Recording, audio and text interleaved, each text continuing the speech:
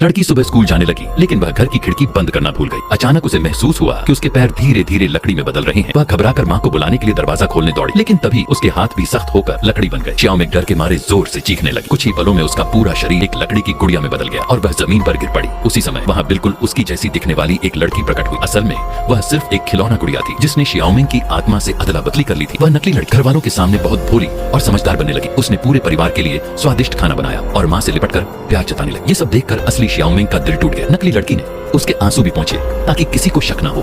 रात होते ही सच छुपाने के लिए उसने गुड़िया बनी श्याओमिंग को चुपके से कूड़ेदान में फेंक दिया। उसे लगा उसका राज कभी नहीं खुलेगा, लेकिन अगले दिन उसके चचेरे भाई ने उस गुड़िया की गर्दन पर वही निशान देखा जो उसकी बहन के शरीर पर था। उसने तुरंत माँ को बुलाया। माँ ने कहा कि उसने जो गुड़िया बनवाई थी उस पर कभी ऐसा निशान नहीं था। अब नकली लड़की समझ गई कि उसका भेद खुल चुका है और वह भागने लगी। तभी माँ को सारी सच्चाई समझ आ गई। वह अपनी गुड़िया बनी असली बेटी को गले लगाकर रोने लगी। शायद श्याओमिंग ने अपनी माँ का सच्चा प्यार महसूस कर लिया था, क्योंकि अचानक वह फिर से जीवित हो गई। उसी समय भाग रही नकली लड़की के हाथ पैर लकड़ी बनने लगे। वह जमीन पर गिर पड़ी और आखिर में फिर से एक साधारण लकड़ी की गुड़िया बन गई।